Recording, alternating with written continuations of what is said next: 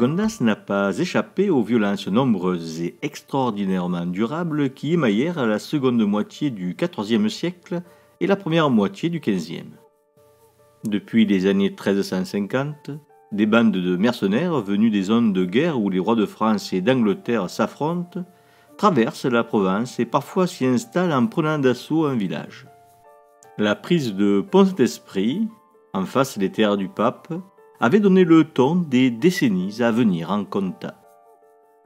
À ces événements guerriers imposés de l'extérieur, s'ajoutèrent des conflits féodaux, voire princiers, de plus ou moins grande envergure.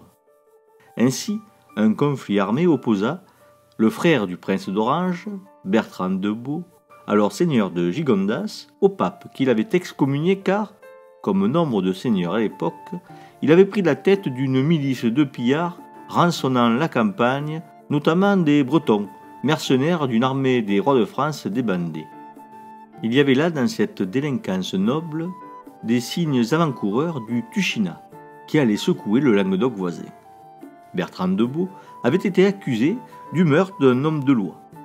Pour en finir avec cet énergumène de haute lignée provençale, le pape engagea un capitaine, Bertrand de la Salle, pour mener un siège contre les villages de Jonquière et de Gigondas.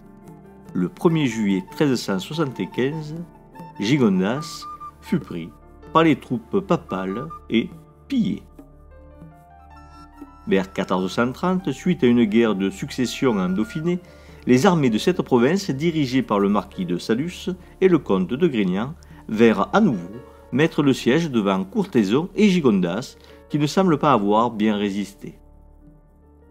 Revenons au siège de juin 1375, sur lequel nous avons des précisions grâce à la thèse de Germain Buteau.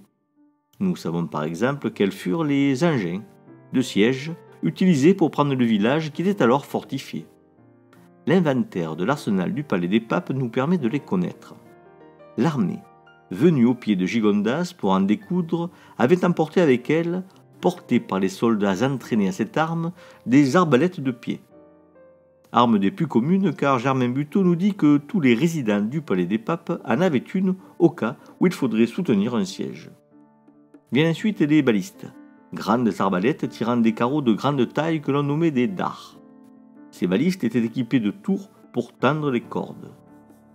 Mais pour le siège, c'est avec les trébuchets qu'il fallait compter. Le palais des papes en comptait 10 qui, à demeure, pouvaient être pour certains placés au sommet d'une tour, comme pour signifier à tous ceux qui auraient de mauvaises idées en tête que la ville était prête à les recevoir.